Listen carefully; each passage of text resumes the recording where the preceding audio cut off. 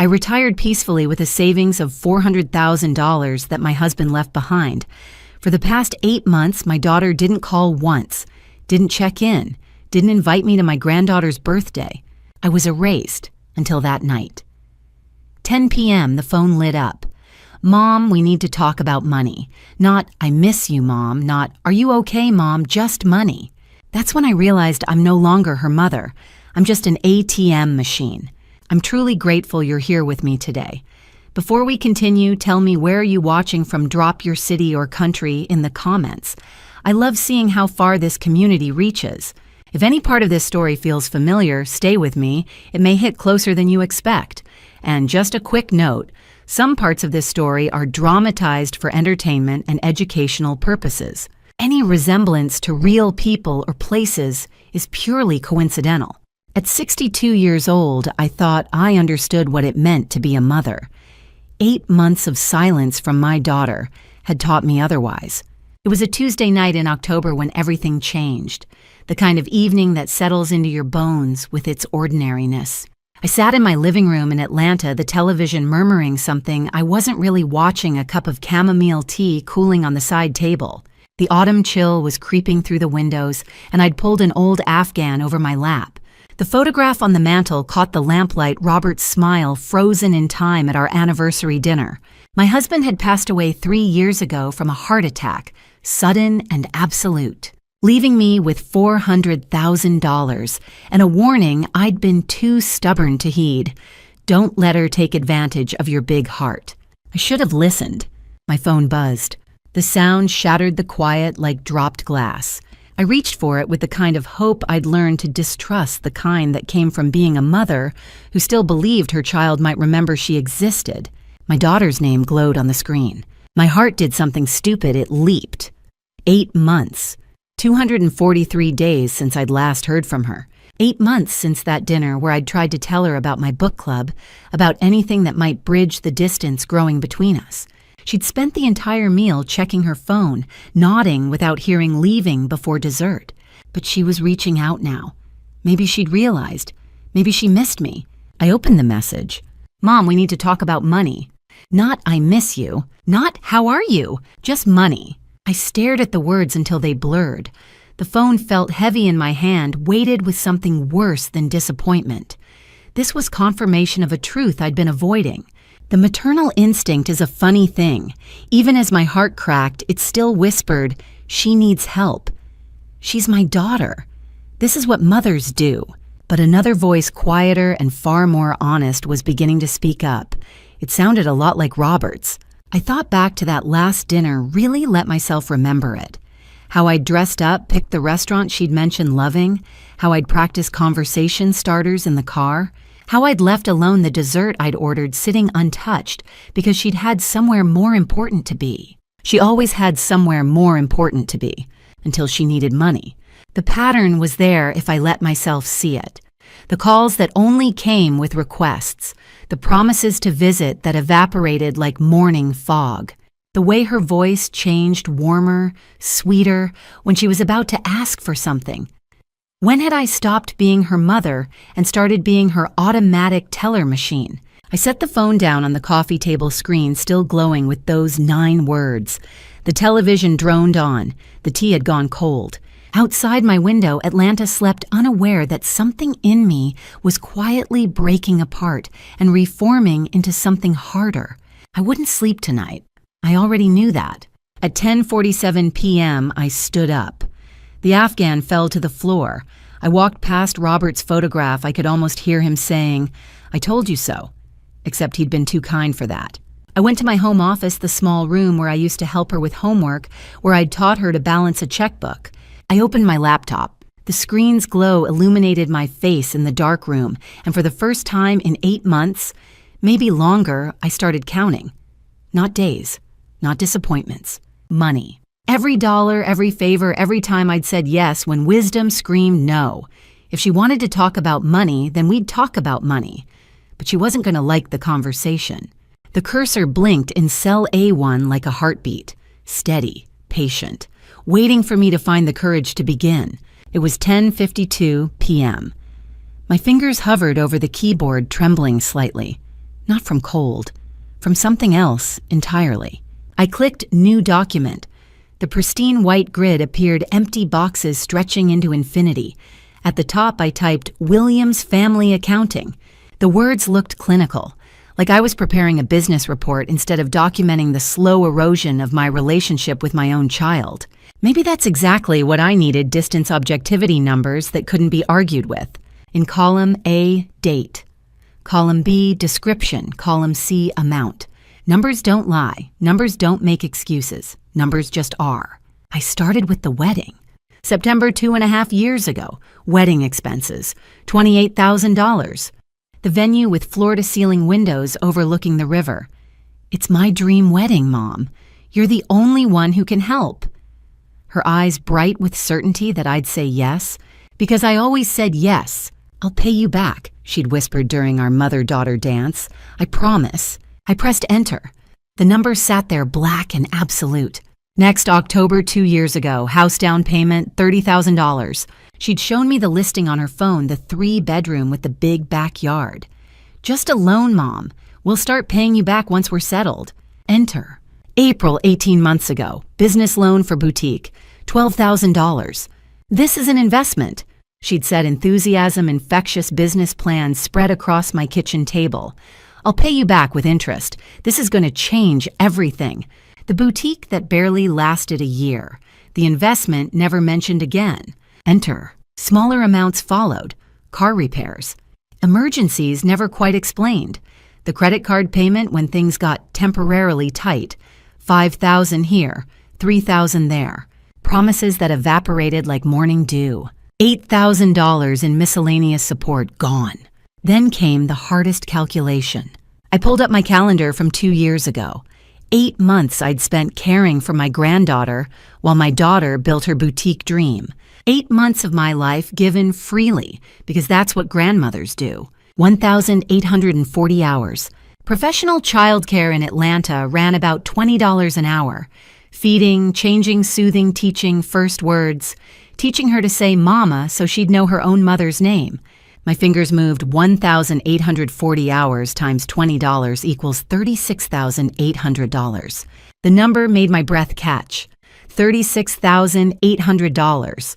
For work I'd done out of love, never expecting payment, until my daughter's text message had reduced our entire relationship to a transaction. I stared at the column of numbers. Each one represented a moment when I'd believed I was being a good mother. Each one was a time I'd said yes when wisdom whispered no. My mouse hovered over the sum function. Did I really want to know? Did I want to see the total cost of my own denial? I clicked. The number appeared $67,000. $67,000. That's what unconditional love costs when someone is willing to bleed it dry. That's the price of being someone's mother when all they see is a source to be tapped. The clock read 1:47 a.m. 3 hours had passed like minutes. Time moves differently when you're excavating your own pain. I named the file family_ledger_october.xlsx. My finger hovered over save. Once I saved it, it would be real. Once I saved it, I couldn't unknow the sum total of my daughter's taking.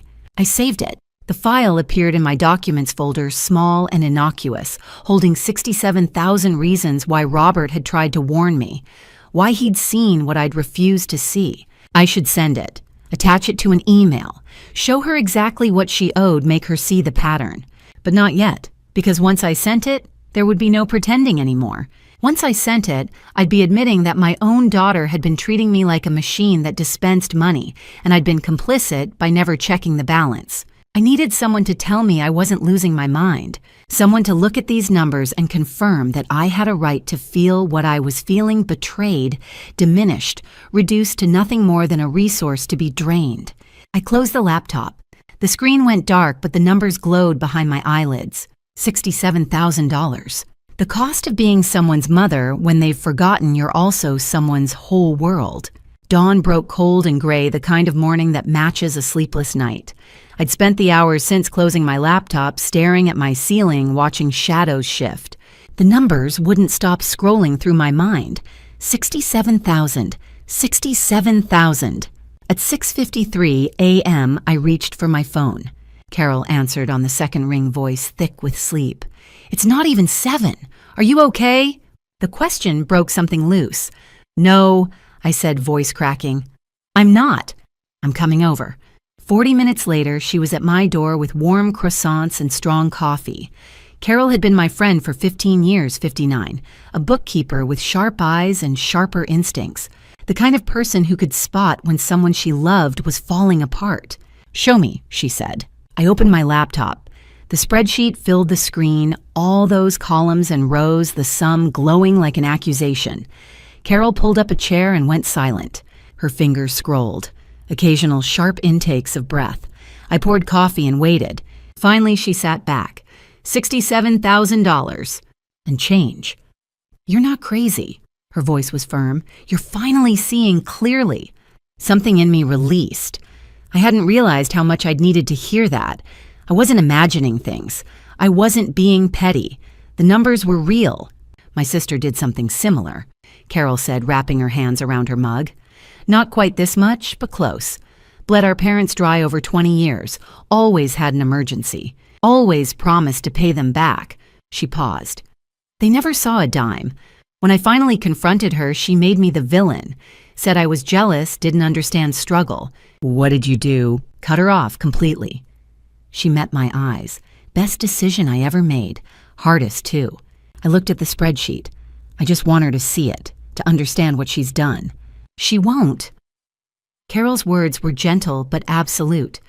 People who exploit you don't like mirrors. When you show them their behavior, they don't see themselves. They see an attack.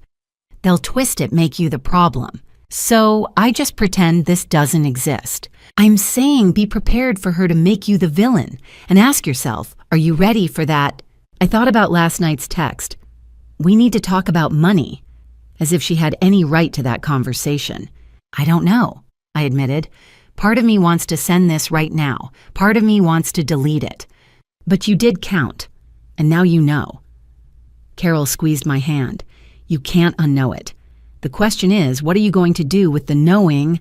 We sat in silence, morning sun finally breaking through, casting shadows across my kitchen table. She'll be angry, I said. Probably. She'll say I'm a terrible mother. Maybe. She might never speak to me again. Carol's expression softened. Is she really speaking to you now, or just calling when she needs something? The truth settled into my bones like the autumn chill. My phone buzzed, making us both jump. A text from my daughter. Mom, did you think about what I said? We really need that talk. Carol glanced at the screen, then at me. What are you going to do? I stared at the message. No, good morning. No, I hope you slept well. Just the assumption that I'd been waiting for her to need something else. I don't know, I said. But something was shifting inside me, hardening. But I'm not responding right now. Carol stood gathering her purse. I'm proud of you. Whatever you decide, I'm here. Call me anytime. After she left, I sat alone with my coffee, the spreadsheet, and my daughter's unanswered text. The house felt different. Quieter, but not empty. Waiting, but not desperate. I didn't know what I was going to do yet. But for the first time in years, I knew what I wasn't going to do. I wasn't going to pretend anymore. The doorbell rang at exactly 10 o'clock the next morning. I'd been at my kitchen table, nursing my second coffee, still staring at yesterday's unanswered text. The spreadsheet was closed but not forgotten, every line item memorized, like a prayer I couldn't stop reciting. The doorbell rang again, insistent. Through the peephole, I saw Vivian and Kyle on my porch.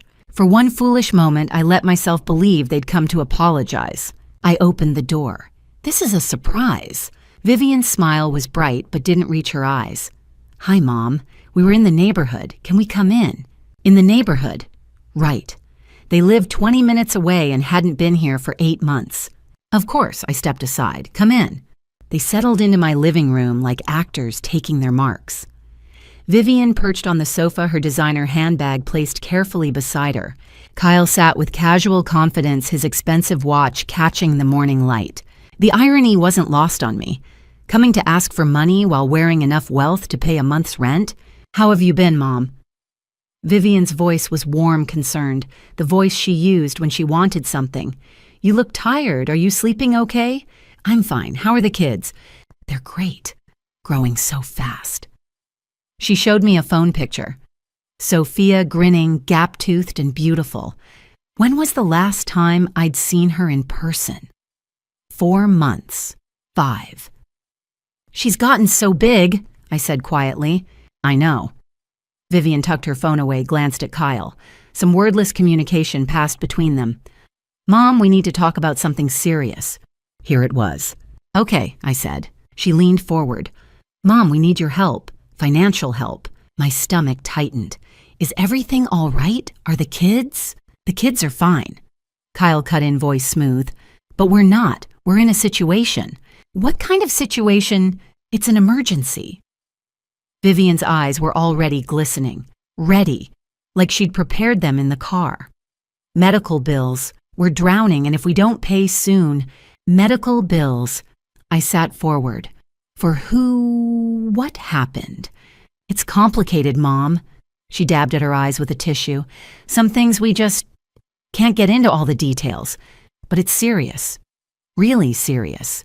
Something felt wrong. The vagueness, the rehearsed quality. But she was my daughter. She was crying. What kind of mother questions her child asking for help? The kind who just counted $67,000 worth of broken promises, a voice whispered. It sounded like Carol. But stronger was the voice that had been speaking since I first held Vivian. She needs you. She's your daughter. This is what mothers do. How much do you need? Vivian and Kyle exchanged another look. His hand found hers. $20,000, she said barely above a whisper. The number hit like a physical blow. 20,000, on top of 67,000 she already owed. 87,000 total. Nearly a year of Robert's salary. Nearly a year of someone's life converted into cash and poured into a vessel that never seemed to fill. 20,000, I repeated. I know it's a lot. What exactly are the medical bills? I heard myself asking. Which doctor, which hospital? What's the diagnosis? Vivian's expression flickered. Just for a second, the tears paused. Mom, does it really matter? This is an emergency. We need help. Of course it matters. If you're dealing with something serious, I need to understand. Are you sick? Is it Kyle? I need details if you're asking for $20,000. Why do you need details? Her voice sharpened. The tears were drying now. Don't you trust me? The question hung in the air between us. Heavy and sharp. Don't you trust me? I wanted to say yes. Every fiber of my being, the part that had rocked her to sleep, bandaged her scraped knees, cheered at every school play, wanted to say, of course I trust you. But $67,000 worth of broken promises whispered something different. It's not about trust, I said carefully, keeping my voice steady. 20,000 is a significant amount. I just need to understand. Understand? My daughter's voice cracked, and suddenly she was on her feet, pacing the living room like a trapped animal. I can't believe this. I come here in crisis, and you're interrogating me. Her husband stood too, placing a hand on her shoulder. The gesture looked protective, rehearsed. We've always been there for you, he said, his tone gentle but pointed. Remember when you needed help with the roof last year? We didn't ask questions. The memory stabbed at me, but then another memory surfaced sharper. That was $200, I said quietly. And I haven't seen either of you in 8 months, because you're always like this. My daughter whirled to face me, tears streaming now. Always judging. Do you know how exhausting it is to be around someone who keeps score of everything? The accusation hit like a slap. Was I keeping score? The spreadsheet on my laptop suddenly felt like evidence of my own failings, not theirs. That's not fair, I managed. Isn't it? She sank back onto the couch, her voice dropping to something raw and wounded. If you really loved me, you wouldn't question this. You'd just help the way a mother is supposed to. There it was, the knife slipped neatly between my ribs. The way a mother is supposed to.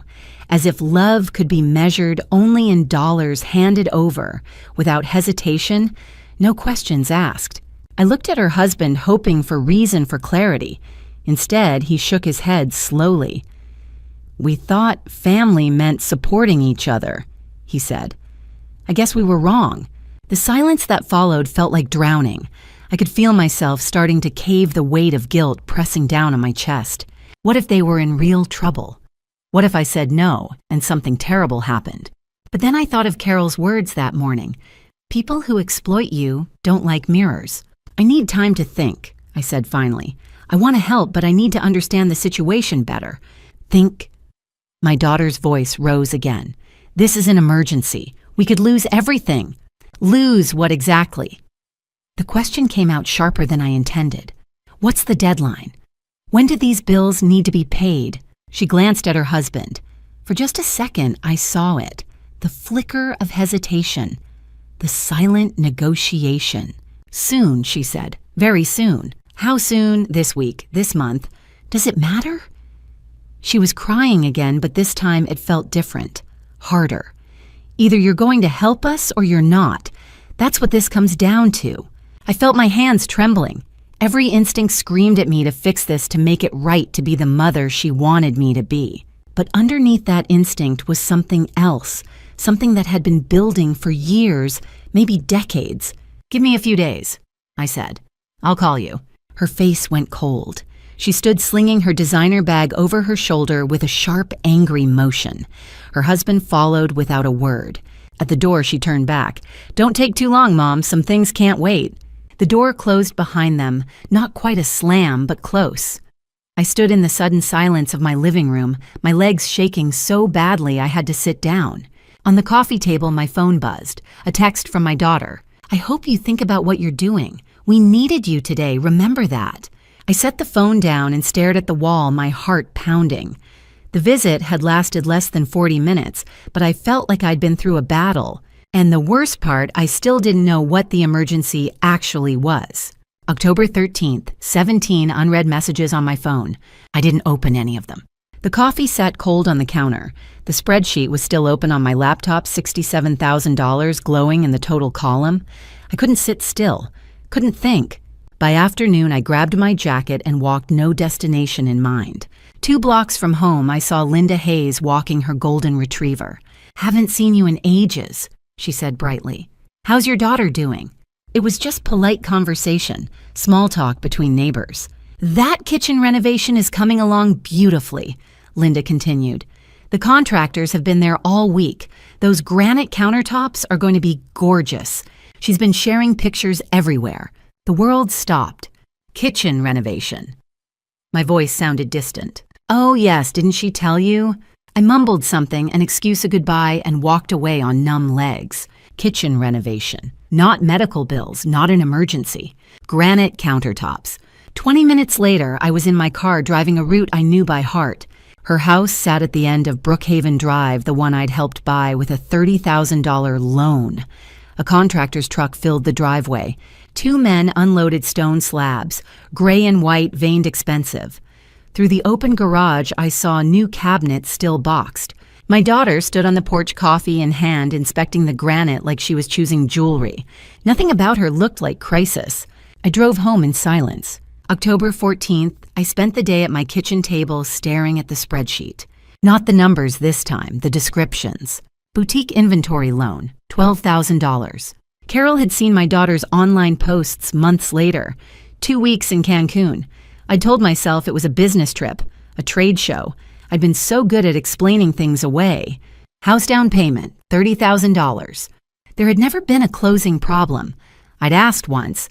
She'd changed the subject so smoothly I barely noticed. Emergency car repair, $2,800. Her car had been fine, but her husband got a new watch. The pattern had always been there. I just hadn't wanted to see it. At 7 o'clock that evening, I sat in my office phone, heavy in my hand. I'd rehearsed a dozen versions of this conversation. Too angry, too weak, too accusatory. It didn't matter anymore. What mattered was that I finally asked. I dialed. The phone rang 3 times. "Mom, what is it?" Her voice was sharp, irritated. Not "hi," not "I've been thinking about you," just that edge of annoyance. I took a deep breath. "I need to ask you something," I said quietly, "and I need the truth." Pause. "Okay. The $20,000. It's not for medical bills, is it? Silence. Because I saw the contractors at your house. I saw the granite being delivered. The silence stretched longer. Then, who told you that? That's not true. Not you misunderstood. Who told you? It doesn't matter who told me, I said, my voice steadier now. What matters is you looked me in the eye 2 days ago and lied. Mom. For countertops. The line crackled. I waited. 32 years I'd spent avoiding this conversation, swallowing my doubts, making excuses for her. Not anymore. So I'm asking you one more time, I said, heart pounding. What is the $20,000 really for? The question hung in the air between us. The question I'd been too afraid to ask for 32 years. And I realized something. I wasn't afraid anymore. The silence on the other end of the line lasted 3 seconds, maybe 4. Then, how dare you? Her voice wasn't loud yet, but I could hear the fury building beneath it like pressure in a kettle. How dare you spy on me? Who told you? Was it Linda, that nosy? I wasn't spying, I said, my voice still steady. I ran into a neighbor. She mentioned, of course she did. That busybody can't mind her own business, and neither can you. Now she was shouting. I pulled the phone slightly away from my ear. You're treating me like I'm a child, like I have to report every decision to you. I'm 32 years old. You asked me for $20,000 for medical bills. I said, keeping my tone even, but it's for a kitchen. It is a medical issue, she screamed. There's mold behind the cabinets. It's a health hazard. The contractor said it could make us sick. I closed my eyes. Even now, even caught, she was spinning it. Then why didn't you just say that? I asked quietly. Why the vague story about an emergency? Because I knew you'd do this. Her voice cracked fury and tears mixing together. I knew you'd judge me. You always judge me. That's why I stopped calling. That's why I can't stand talking to you. The words hit like fists. For a moment, I couldn't breathe. I'm not judging you, I managed. I'm asking for honesty. No, you're controlling me. This is exactly why I keep my distance. You make everything about... There was a scuffling sound. Muffled voices. Then a different voice came on the line. Her husband. Listen, his voice was cold-clipped. You need to back off. I'm her mother. You're a checkbook. That's all you are to us. The words landed like a slap. Either you write the check and stay out of our business or you get out of our lives. Your choice. I couldn't speak, couldn't move. We don't need your judgment. We don't need your questions. We need your support. And if you can't give it, then we're done here. The line went dead. I sat there, phone still pressed to my ear, listening to the dial tone. My hands were shaking. My whole body was shaking. I hit redial. The number you are trying to reach is not available. I tried again. The number you are trying to reach, blocked. They'd blocked my number. I don't know how long I sat there in the dark. The clock on the wall said 7:34 p.m., but it felt like hours had passed. The house was silent except for the hum of the refrigerator and the sound of my own breathing. You're a checkbook. That's all you are to us. The words played on repeat in my head, each time cutting a little deeper. 32 years. I'd given her 32 years of my life. Rocked her when she was sick, helped her with homework, paid for her wedding, her house, her business dreams, cared for her children while she built her life. And I was a checkbook. I thought about Robert, about his warning 3 years ago, the one I dismissed as him being overprotective, too harsh. Don't let her bleed you dry. He'd seen it. Even then, he'd seen it.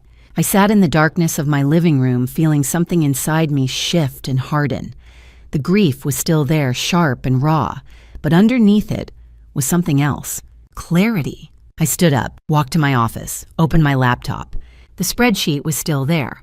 Williams Family Accounting. $67,000 in column F. But this time I wasn't looking at it with guilt or doubt. I was looking at it like evidence. I opened a new document and started typing. If they wanted to treat me like a bank, fine. Banks send invoices. At 11:43 p.m., I sat at my desk staring at the blank email. My daughter's address in the to I field.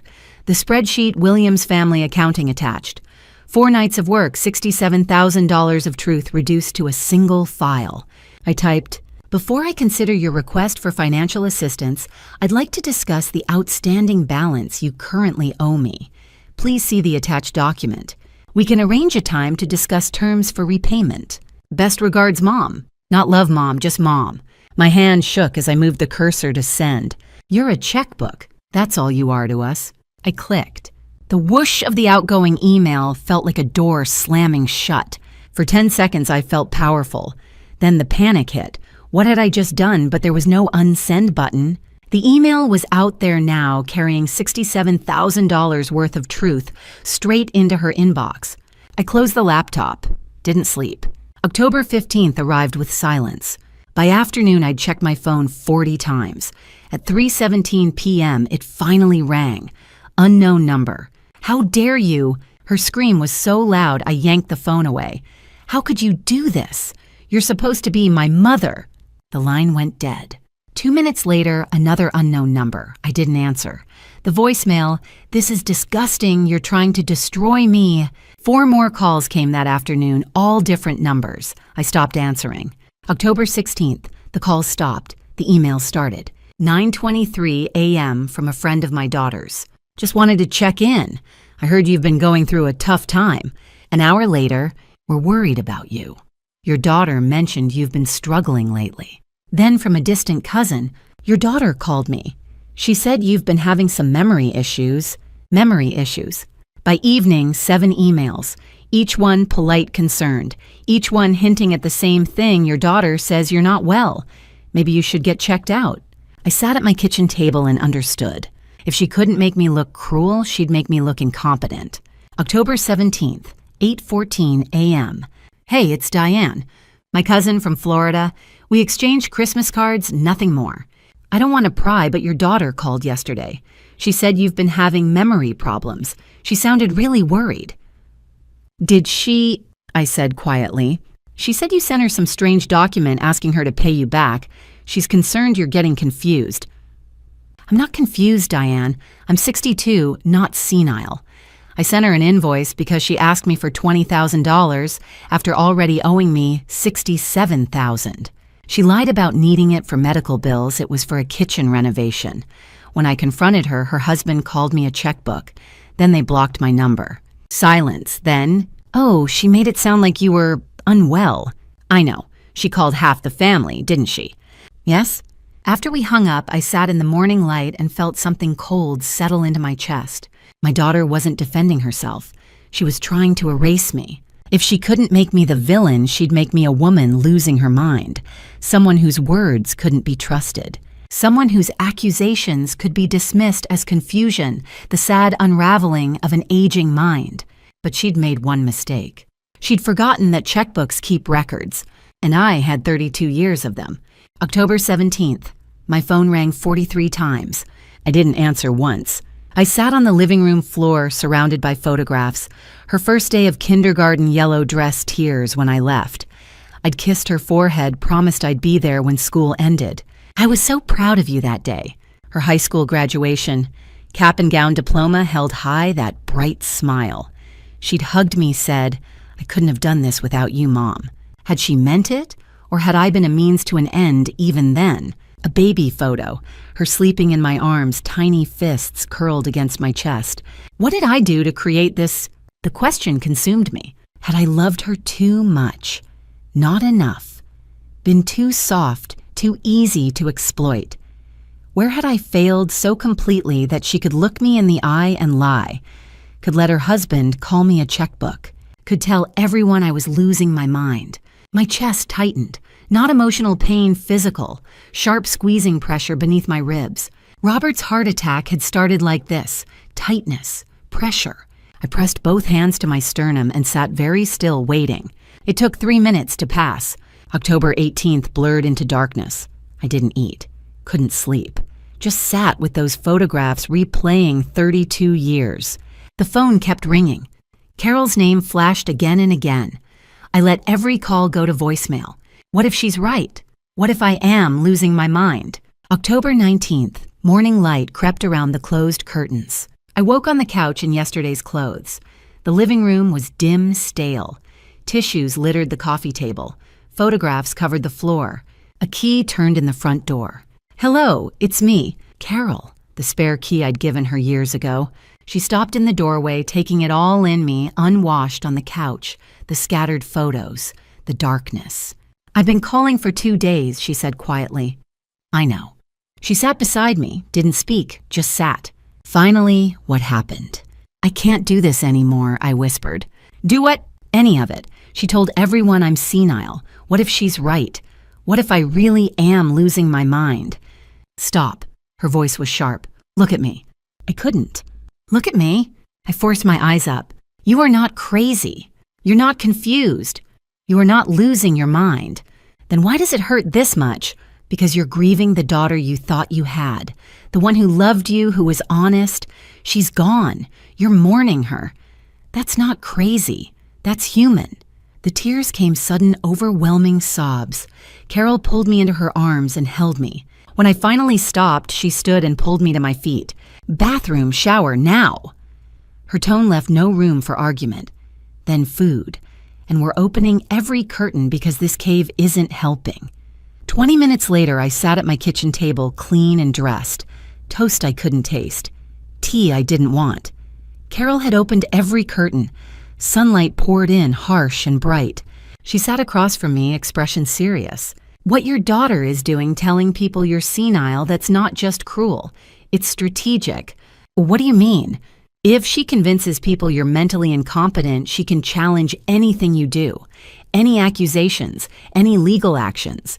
She could even try to get guardianship, take control of your finances, your medical decisions."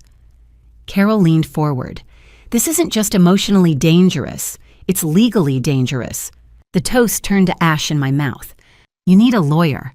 "I don't know any." "I do." She picked up my phone, scrolled through her contacts. "Elder law attorney. She's tough. She'll know exactly what to do." Carol turned the phone toward me. A name glowed on the screen. I stared at the letters. They didn't register yet. Didn't mean anything. "Call her," Carol said. "Today." I looked at the name again. It meant nothing to me in that moment. But it would change everything. I arrived at the law office 20 minutes early. The waiting room had soft gray walls and leather chairs. A receptionist offered coffee. My hands were shaking too badly to hold the cup. I sat clutching a manila folder against my chest. Spreadsheet, printouts, texts, screenshots, transcribed voicemails, emails from relatives forwarding my daughter's claims that I was struggling and confused. 32 years of being a mother reduced to evidence. At 10 o'clock, a woman appeared in the doorway. Mid-40s, sharp gray suit, dark hair pulled back. Her handshake was firm, her expression both professional and kind. "I'm Rebecca Stone. Come on back." Her office was lined with law books and case files. She poured 2 glasses of water, sat across from me, and folded her hands on the desk. "Tell me everything." So I did. The 9:47 p.m. text asking for money, the $20,000 request for medical bills that was actually for granite countertops, the $67,000 spreadsheet documenting 5 years of unpaid loans and childcare, the phone call where my son-in-law told me I was just a checkbook, the invoice I sent in response, the explosion that followed, and then the smear campaign, emails from friends, calls from distant relatives, my daughter telling everyone I had memory problems, that I was losing my mind. Rebecca listened without interrupting, took careful notes. When I finished, she set down her pen. "This is textbook financial exploitation," she said quietly. "And the defamation publicly claiming you're mentally incompetent, that's actionable." "I don't want to sue her, I just want it to stop." "I understand. But first, we need to protect you." She leaned forward. "We have options.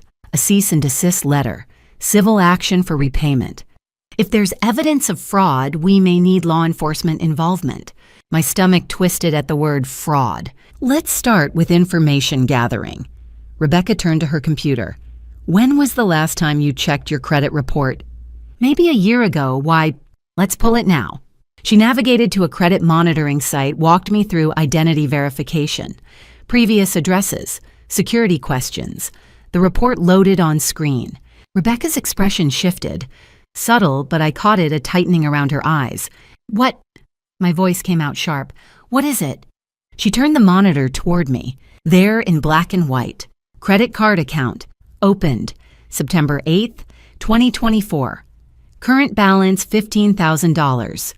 Billing address: 2847 Brookhaven Drive, Atlanta, Georgia. Brookhaven Drive, my daughter's address. The house I'd helped her buy with a $30,000 loan. I didn't open that card, I whispered. My lips felt numb. I would never... I know. Rebecca's voice was gentle but absolutely firm. Someone used your personal information without your consent. Your name, date of birth, social security number. This is identity theft. Under federal law, that's a felony. The room tilted. $15,000. Added to the $67,000 she already owed me. $82,000 total. My daughter had stolen my identity. I pressed my hand to my mouth, couldn't speak. Rebecca pushed the water glass closer. Waited. When I finally looked up, her expression was compassionate but serious. I need to ask you something. Think carefully before you answer. I nodded, not trusting my voice. Do you want justice or do you want to protect your daughter, Hisai? The question hung in the air between us. Because if we report the identity theft, if we press charges, there will be criminal consequences. For her, possibly for her husband too. Rebecca held my gaze. You may not be able to have both. Justice and a relationship with her. I thought about the phone call. You're just a checkbook. That's all you are to us. I thought about 8 months of silence. The lies, the manipulation, the smear campaign designed to discredit me before I could speak the truth. I thought about the photographs scattered on my living room floor, the baby I'd rocked to sleep, the kindergartner in the yellow dress who'd cried when I left, the graduate who'd hugged me and said she couldn't have done it without me. That daughter was gone, had been gone for longer than I'd wanted to admit. Then I heard Robert's voice clear as day. Don't let her bleed you dry, sweetheart. I looked at Rebecca Stone. I want justice, I said. My voice was quiet, but it didn't shake. Even if it costs me my daughter. I've already lost her anyway. Rebecca nodded slowly. She didn't look surprised, didn't try to talk me out of it. Okay, she said, reaching for a legal pad. Then let's get to work. Friday, October 25th. Rebecca's cease and desist letter was sent via certified mail. The tracking showed it was signed for at 2:47 p.m. Saturday morning, the doorbell rang. I was in the kitchen when I heard it. Through the front window, I saw Kyle standing on the porch, arms crossed, jaw tight. My stomach dropped. I walked to the door slowly, slid the chain latch into place before opening it 3 inches. Leave, I said. He held up a stack of papers. This is a cease and desist letter. You've been defaming us, spreading lies. Stop or we'll sue you for slander. I looked at the papers through the gap. Plain white printer paper. No law firm letterhead. Generic template language. Fake. That's not a real legal document. Kyle's jaw clenched. You're destroying our reputation. We'll sue you for everything. I haven't said anything that isn't true. You think you're smart hiring a lawyer? His voice rose. You're nobody, Dorothy. Just a lonely old woman making up stories. I kept my voice steady. I have a lawyer, and I have evidence. Evidence of what gifts you regret giving. The credit card wasn't a gift, I said quietly. That's fraud. His face changed a flicker of panic before the anger returned twice as hard. You gave us permission, he shouted. You're senile, you forgot. There it was, an admission. He just confessed they opened the card. Not denial, just an excuse. From his expression, Kyle realized his mistake. This conversation is over. Leave my property. You're going to regret this. His voice dropped cold and deliberate. You have no idea what you've started. He stepped closer to the door. I moved back instinctively. Leave, now. Kyle slammed his hand against the door frame hard enough to rattle the chain, then turned and walked down the steps to his car. He sat there for a long moment, engine running, staring at my house before finally driving away. Across the yard, Linda Hayes stood on her porch with her golden retriever. She'd been outside the whole time. She'd seen and heard everything. She caught my eye and nodded. I called Rebecca immediately, my hands shaking. Did you record it? No, but my neighbor was outside. She heard everything. Good, get a written statement from Linda today. A pause. Now check your credit report. Right now. I pulled up the monitoring site on my laptop. 3 new inquiries, all within the past 48 hours. A credit card company, a personal loan application, a department store card. They were trying to open more accounts in my name. even knowing I was onto them. Maybe because they knew. Rebecca, I whispered. 3 new inquiries. They're trying to... I see them. Her voice was calm but cold. That's escalation. Vivian and Kyle are moving fast before you can stop them. Freeze your credit immediately. And document everything that just happened, what time Kyle arrived, what he said, all of it. Okay. There was a pause, then, get ready, Dorothy. Tomorrow morning we're going to Vivian's house. My heart stopped. What? I'm filing a police report this afternoon. Identity theft fraud, criminal harassment. An officer will meet us there tomorrow morning at 9 to take statements and collect evidence. Rebecca's tone was absolutely steady. This ends tomorrow. Tomorrow, I repeated. 9 a.m. I'll pick you up at 8:30. After we hung up, I sat at my kitchen table staring at my phone. Tomorrow the police would knock on Vivian's door. Tomorrow this would become real in a way I couldn't take back. I thought about her as a little girl. The yellow dress on her first day of school. The graduation hug. Then I thought about the credit card. The lies. Kyle's threats on my doorstep. $82,000. 3 new credit inquiries. I stood up, walked to my desk, and opened a document. I started typing every word Kyle had said, every detail I could remember. Tomorrow couldn't come soon enough. Monday morning, October 28th, 9 a.m. Rebecca picked me up at 8:30. A police cruiser followed us through quiet suburban streets to Vivian's house. As we pulled up to the curb, I could see through the front window. The kitchen, new cabinets, gleaming granite countertops. Finished. $20,000 of lies made visible. My hands were shaking. Rebecca touched my arm. Stay calm, Dorothy, she said. Let me lead. Just answer when asked. Officer Rodriguez stepped from the cruiser, mid-40s, calm professional presence. He nodded at me. Ready. I wasn't, but I nodded anyway. We walked up the driveway together. Rebecca rang the doorbell. Vivian opened the door. She was smiling until she saw the officer. The color drained completely from her face. What's going on? Her eyes darted to me wide with panic. Mom, what did you do? Ma'am, we need to come inside, Officer Rodriguez said calmly. We have questions about credit card fraud. Fraud. Her voice went high, strained. I don't know what. Inside, please. She stepped back.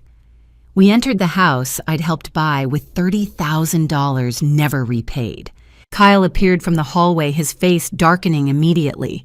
What the hell is this? Rebecca pulled a folder from her briefcase and opened it. These are credit card statements for an account opened September 8th in Dorothy's name without her knowledge or consent. The billing address is this residence. The signature doesn't match hers. She laid papers on the dining table. We also have documentation of 3 additional attempts to open accounts in her name within 72 hours. Officer Rodriguez stepped forward. Do either of you recognize these account numbers? Vivian's face crumpled. I didn't mean to. The billing address is your home, Rebecca said coldly. This is harassment, Kyle snapped. I found my voice. Just tell the truth, Vivian. Vivian looked at Kyle, then back at me, tears filling her eyes. It was him. The words burst out of her. He said you'd never notice. He said you owed us anyway after everything we did for you. Shut your mouth! Kyle's face went red, veins standing out. Sir, you need to calm down. Officer Rodriguez warned, his hand moving toward his belt. Vivian was sobbing now. Mom, I'm so sorry, I didn't want to. We were desperate. The business failed and we had bills. You stupid... One more word, Officer Rodriguez said sharply. I stared at Vivian, at the tears streaming down her face, smearing her mascara. Real or another performance, I couldn't tell anymore. Desperate enough to steal from your own mother, my voice shook, to tell everyone I was senile so they wouldn't believe me. She didn't answer, just cried harder. Officer Rodriguez turned to me, his expression neutral. Dorothy, do you want to press charges? The question hung in the air. I looked at Vivian, 32 years old, mother of 2, standing in her renovated kitchen with tears on her face. For 1 second, I hesitated. Then I remembered. The spreadsheet. $67,000, the lies about medical emergencies, the phone call where Kyle called me a checkbook, the smear campaign, the 3 new credit inquiries, even after being caught. Sophia asking why Grandma didn't love them anymore because that's what they'd told her. I looked at Officer Rodriguez. Yes, I said clearly. I want to press charges. Kyle exploded. You're destroying your own daughter. Sir, step back now, the officer commanded. Rebecca gathered her papers. Officer Rodriguez spoke quietly with Vivian about questioning and legal representation. Vivian looked at me, mascara streaked. Mom, please. I turned away. Minutes later, I stood on the sidewalk. Officer Rodriguez escorted Vivian to his cruiser.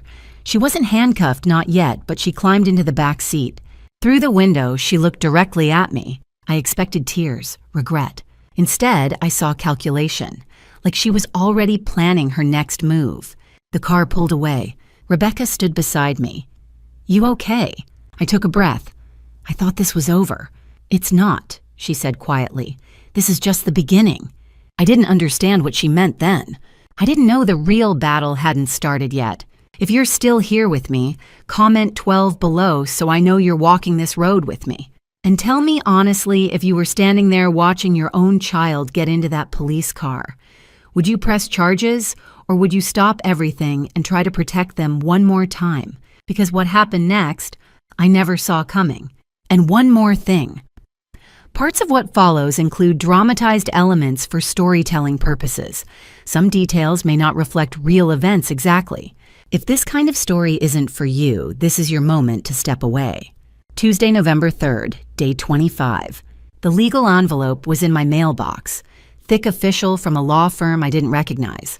For 6 seconds, I thought it was about my daughter's fraud case.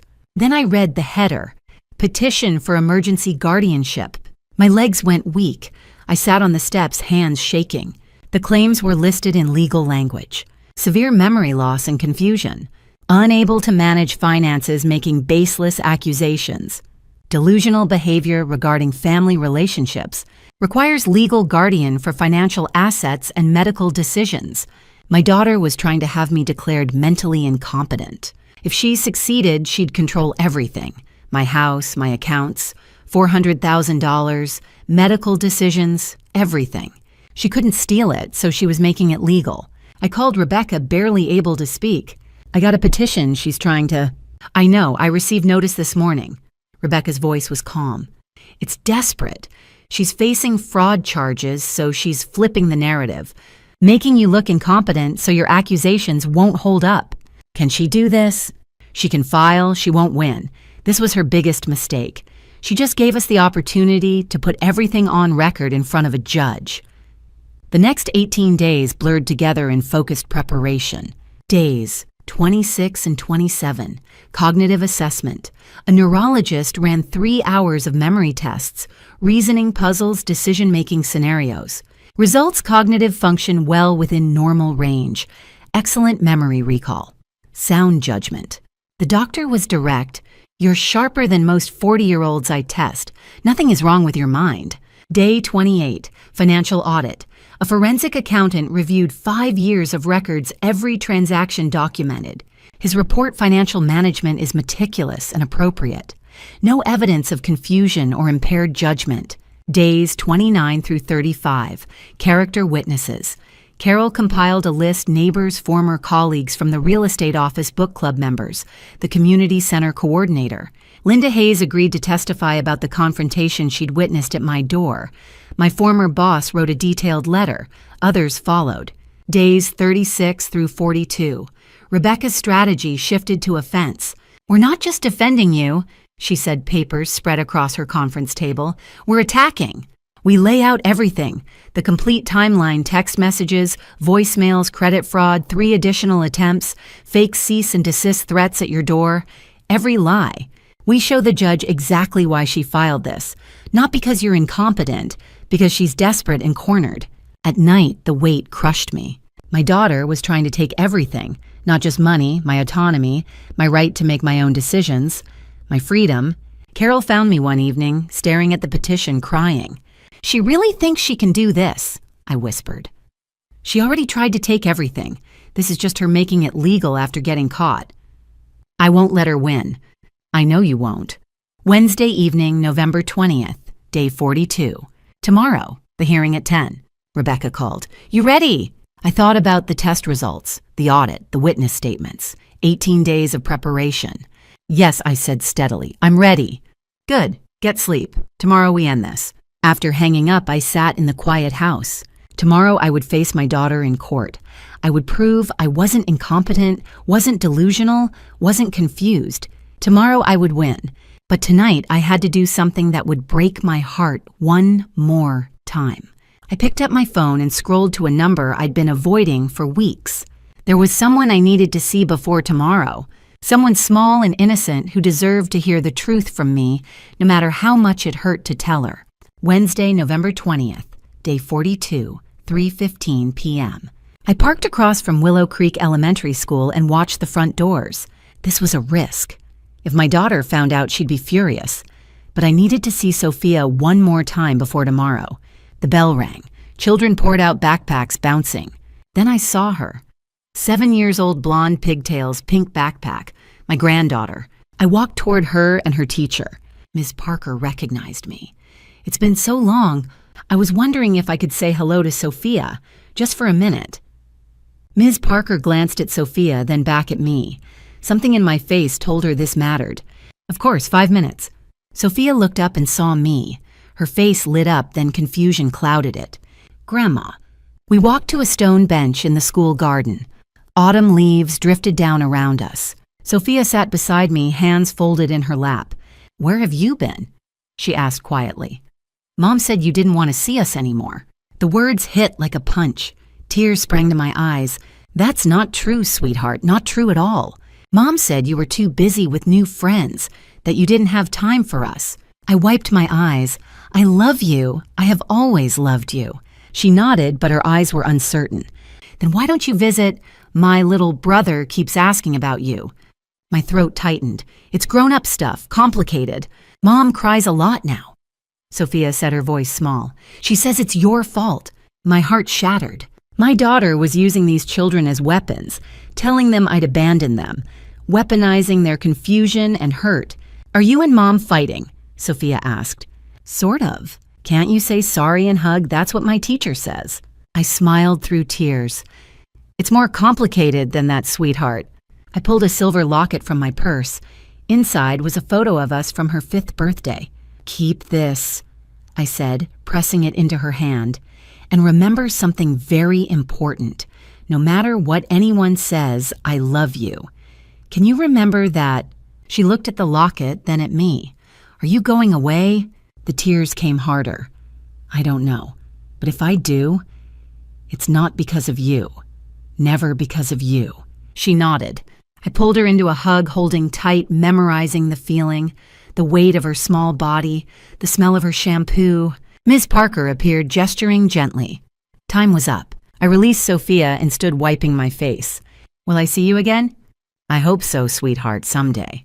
I turned and walked away quickly. Behind me, her voice. Grandma, I love you too. I didn't turn around. If I looked back, I'd fall apart. I made it to my car before the sobs came. I sat with my hands over my face, crying so hard I couldn't breathe. For everything I'd lost. For what my daughter had become. For those children caught in the middle. When I finally stopped, I was exhausted and hollow. I wiped my face and looked at the small photo taped to my dashboard. Robert, smiling from 10 years ago. Tomorrow, I whispered to his picture. Tomorrow I fight for both of us. That night I didn't sleep. Not from fear, from clarity. My daughter had crossed every line. The lies, manipulation, fraud, threats, all terrible. But using her own children as weapons, making them believe I didn't love them, that was unforgivable. Tomorrow morning at 10, I would walk into that courtroom. Tomorrow I would tell the truth. Tomorrow I would fight.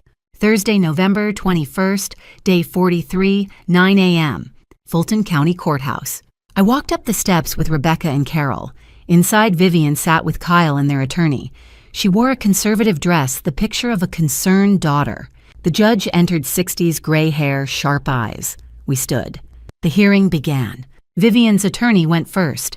Dorothy Clark has been exhibiting severe cognitive decline, forgetting family gatherings, making baseless accusations, delusional behavior toward family members. Vivian took the stand, tears streaming. Fake. She's not herself anymore. She needs help. I'm terrified she'll hurt herself. Kyle added, We've tried to be there for Dorothy. She won't listen to reason. Rebecca stood for cross-examination. Ms. Clark, when did you last visit your mother? Vivian hesitated. A few months ago. 8 months. And did you open a credit card in Dorothy's name without her knowledge? Objection. Overruled. Answer the question. Vivian's face went white. That's not what this... Answer, please. Silence. Our turn. The neurologist testified, Dorothy Clark's cognitive function is excellent for her age. Sharp memory, sound judgment.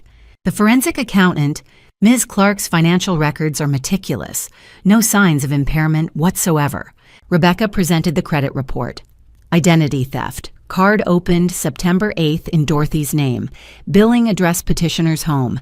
3 additional fraudulent attempts within 72 hours.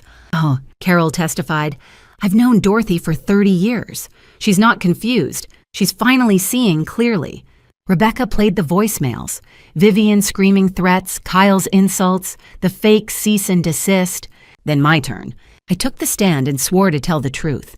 Rebecca asked, Dorothy, why do you believe your daughter filed this petition? I looked at the judge. Because I said no. Because I documented the $67,000 she owed me. Because I reported identity theft when she opened cards in my name. I took a breath. Your honor loving someone doesn't mean letting them destroy you. I spent 32 years being what I thought was a perfect mother. I gave everything. When I had nothing left, Vivian tried to take my identity, my credit, now my freedom. My voice was steady. I'm not confused.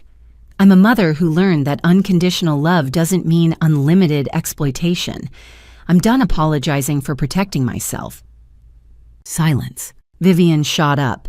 You were supposed to help me. You're my mother. Ma'am, sit down, the judge said firmly. She's destroying. Ma'am, sit. Vivian collapsed sobbing. The judge looked at the evidence, then at me, then at Vivian. Petition for guardianship is denied. I find no evidence of incapacity whatsoever. Mrs. Dorothy Clark is of sound mind and fully capable of managing her own affairs. She turned to Vivian, her expression cold. Ms. Clark, I am forwarding this entire file to the District Attorney's Office for criminal prosecution. The evidence of identity theft, fraud, and elder abuse is substantial and deeply troubling. The judge's voice hardened. You should prepare yourself to face criminal charges, which may include prison time as well as civil restitution for all damages caused to your mother. This court will also award Mrs. Dorothy Clark $8,000 in legal fees payable within 90 days. Gavel down. The courtroom was silent. The judge spoke to me quietly.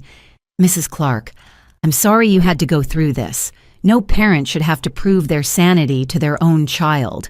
In the hallway, Vivian waited, face pale and cold. I will never forgive you, she hissed. I stopped, met her eyes. Good Vivian, because I'm done asking permission to exist. I walked out into November sunshine with Rebecca and Carol beside me. That night, I sat alone with new locks and old memories. If this was winning, why did it still hurt? The day after the hearing, a locksmith came to my house. New deadbolts, new keys, a security system with cameras at every entrance. The technician asked if I'd had a break-in. I told him no, just taking precautions. The restraining order was filed that afternoon. 500 feet. My daughter couldn't come near my home, my bank, the places I volunteered. I froze my credit with all 3 bureaus. The first restitution payment arrived 2 weeks later. $200, $23,000 to go. The district attorney's office moved forward with fraud charges. My daughter's attorney called Rebecca asking if I would consider dropping the case if my daughter apologized. Rebecca asked me. No, I said. Some prices have to be paid. Thanksgiving came. November 28th. I spent it alone. Turkey breast for one, mashed potatoes, green beans, nothing fancy. But it was peaceful. I sat at my small table with Robert's photograph propped against the salt shaker. I finally listened to you, I told him. Took me long enough. I hope you're proud. The house was quiet, safe, mine. For the first time in years, I felt like I could breathe. 6 months later, May. I stood in front of 40 seniors at the Atlanta Community Center, my hands only slightly shaking. "My name is Dorothy," I began, "and I'm here to tell you that you're not alone." I told them my story. Not all of it, just enough. The exploitation, the manipulation, the moment I finally said no. "You don't set yourself on fire to keep someone else warm," I said. "Not even if that someone is your own child. Love doesn't require you to destroy yourself." After 3 women approached me with tears in their eyes. 2 men shook my hand. An elderly woman hugged me and whispered, "Thank you, I needed to hear that." I volunteered with the organization every other week after that. My life transformed slowly like spring arriving after a brutal winter. I traveled to Savannah in March, Charleston in April, places Robert and I had always talked about visiting but never did. I joined a book club, redecorated my home office with brighter colors, yellow curtains, new plants, a reading chair by the window. The 3 a.m. panic attacks stopped. The constant knot in my stomach loosened. I smiled more. One morning in May, a letter arrived with careful looping handwriting. The return address was Willow Creek Elementary School. My heart stopped. I opened it with shaking hands. "Dear Grandma, I found your address from school records. I'm 9 now. I miss you. Mom says I'm not supposed to talk to you, but I'm writing this secretly and giving it to my teacher to mail. I still have the locket. I look at it every night before bed. I remember what you said, that you love me, no matter what. Are you okay? I hope you're okay. Love, Sophia." I sat at my kitchen table and cried, not from sadness this time, from hope. I wrote back immediately addressing it to the school. "My darling Sophia, I love you. I have always loved you. When you turn 18, my door will be wide open. Until then, know that I'm thinking of you every single day. Keep the locket safe. Grandma." On a bright Saturday afternoon, I drove to the cemetery. Robert's headstone was warm in the sunshine. I laid spring flowers, daffodils, and tulips at its base. "I learned something," I told him. "Family isn't just blood, it's respect, it's boundaries. It's love that doesn't ask you to disappear." The wind moved through the trees, gentle and kind. I felt him listening. That evening, I sat at my computer as golden light poured through the window. An email notification appeared. Another woman, another story, another cry for help. My son keeps asking for money. I don't know what to do. I feel so alone. I opened a new message and began typing. "Dear friend, let me tell you about boundaries. I'm 63 years old. I'm no longer anyone's checkbook. I'm a survivor, an advocate, a grandmother in waiting. And most importantly, I'm free. So that's my story. Looking back now, I can see all the warning signs I ignored for years, the broken promises, the manipulation, the way love became a weapon instead of a gift. Here's what I learned through all this pain. Setting boundaries isn't selfish, it's survival. Saying no to someone you love doesn't make you cruel. Sometimes it makes you sane. Family drama stories like mine aren't rare. They're happening in houses all across this country behind closed doors, where good people are being bled dry by the ones they love most. If you're living through something similar, please hear me. You are not obligated to fund someone else's lifestyle. You are not required to sacrifice your peace, your health, or your future because someone shares your DNA. God gave you a life to steward, not to surrender. These grandma stories, stories of exploitation and heartbreak, they don't have to end in destruction. Mine didn't. Yours doesn't have to either. I've heard so many grandma stories from women at the community center, stories just like mine, and I've watched them find freedom when they finally said enough. Don't be like I was for 32 years. Don't wait until you're standing in a courtroom proving your sanity to your own child. Set the boundaries now. Protect yourself now. Love yourself enough to say no. Family drama stories taught me that unconditional love doesn't mean unlimited access. These family drama stories we share, they're not just entertainment. They're warnings. They're roadmaps. Grandma stories like mine prove that sometimes the most loving thing you can do is walk away. I'm 63 years old and I'm finally free. You can be too. If this story resonated with you, please share it. Someone in your life might need to hear it. Leave a comment about how you set boundaries in your own family. And remember, you're not alone. Final note. This content contains dramatized storytelling elements for educational purposes.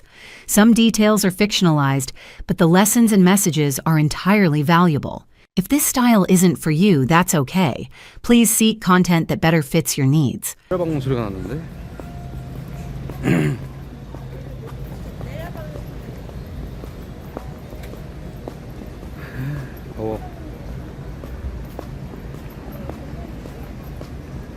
야씨, 에어컨 안 튼 것 같은데 아직?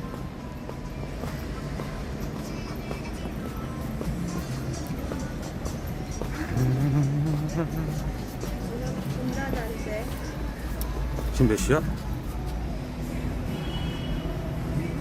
딱 12시 1분이네.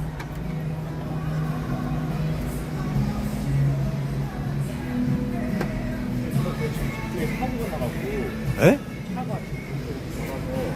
뭐야, 여기구나 사고 난 게. 미쳤네.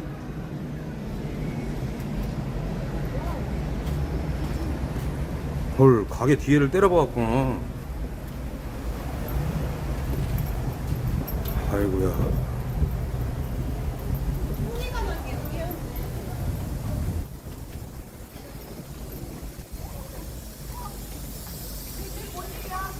아이고야. 김여사야. 김여사야?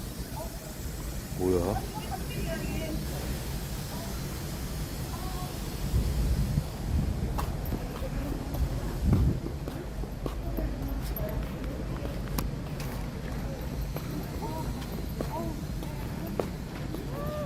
뭐야? 야 이게 뭐야 이거 뭐... 여기로 들어가서 나갔어. 헐. 아니 왜 갑자기 계속 그래?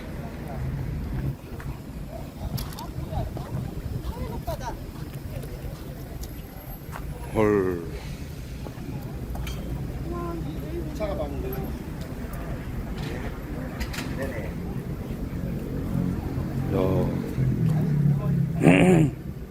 야, 여길 뚫고 들어갔대, 코이나. 여길 뚫고 들어갔대. 어떤 차가요? 이게. 이게? 어. 어휴. 아 이게 시래기 때문에 터질 수도 있어가지고. 시래기 타서 빠졌어. 네.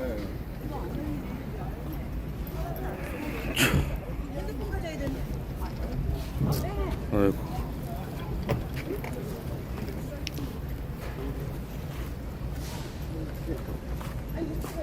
그런가 봐.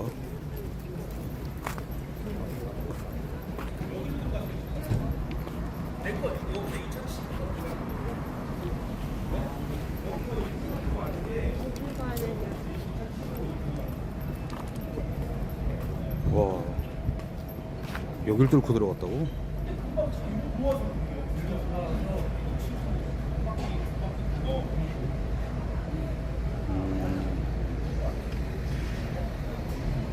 왜 그런 거지?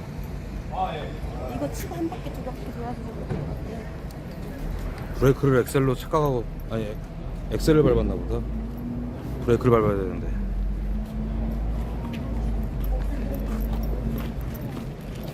아휴. 밥 먹으려다 깜짝 놀랐네.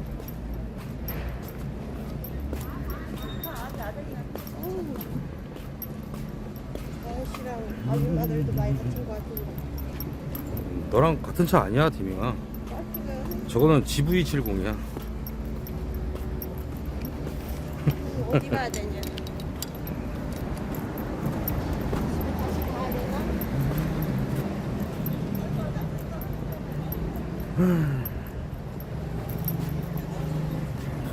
아, 7070. 입맛 다시 보이는데. 아, 뭐 먹어야지, 나온 김에. 뭐 먹냐?